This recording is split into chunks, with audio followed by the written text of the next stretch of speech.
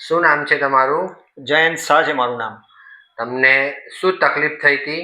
સાયટિકાનું એકદમ heavy pain થયું હતું મને, અને ઓર્થોપેડિક સર્જનની સલાહ લીધી પણ કોઈ જ ફરક પડ્યો નહીં. ફોટા પાડીને પેઇન કિલર આપી તો પણ અનબેરેબલ પેઇન થયું છે અને સહન ના થઈ શકે એવું. તો તમે ઉર્મી હિલિંગ સેન્ટરમાં ડૉક્ટર જયેન્દ્ર સોની અને ડૉક્ટર કાર્તિક સોનીની જોડે તમે કઈ કઈ ટાઈપની ટ્રીટમેન્ટ લીધી? મારે ડૉક્ટર જયેન્દ્રભાઈ સોની જોડે બહુ વર્ષોથી સંબંધ હતો, અને એમને ત્યાં હું પહેલાં પણ 15-20 વર્ષ પહેલાં પણ આવ્યો હતો.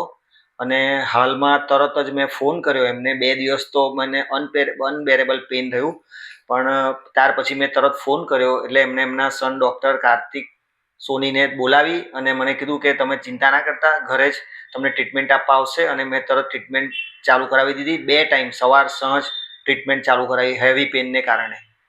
અને તમને કેટલા સેશનમાં સારું લાગ્યું?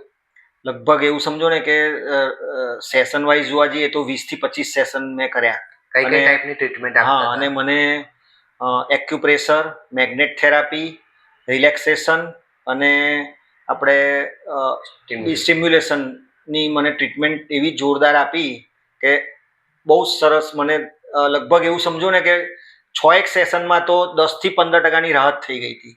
ઓકે, અને કેટલા ટકા ફાયદો થયો અત્યારે?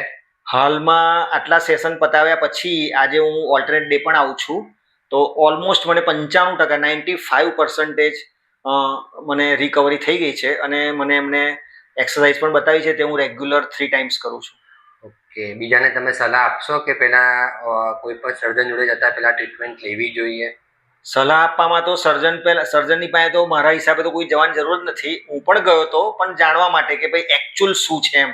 મને તો ખબર પડી જ ગયેલી, પણ તે છતાંય મારે ડિટેલમાં જાણવું હતું જેથી કરીને હું એમને ડિસ્ક્રાઇબ કરી શકું એમ. એટલા માટે હું ગયો હતો. બાકી હું સલાહ ના આપું. આમાં એની પાસે પેઇન કિલર સિવાય કોઈ દવા નથી, કારણ કે પેઇન કિલર તો પણ મને કોઈ અસર નથી કરી. દિવસની 4 હું લેતો હતો તો પણ. અને અહીંયા વગર પેઇન કિલર તો બે પતાવી દેલી, પણ એનાથી કોઈ અસર થતી નથી. પણ આનાથી 4-5 સેશનમાં હવાર હાંજ હું કરાવતો હતો, એમાં મને ઓછામાં ઓછો 15-20% ફરક દેખાયો, અને એ મેં કન્ટિન્યુ કર્યો. આજની તારીખે મને 95% રિલેક્સ છે. Okay, thank you.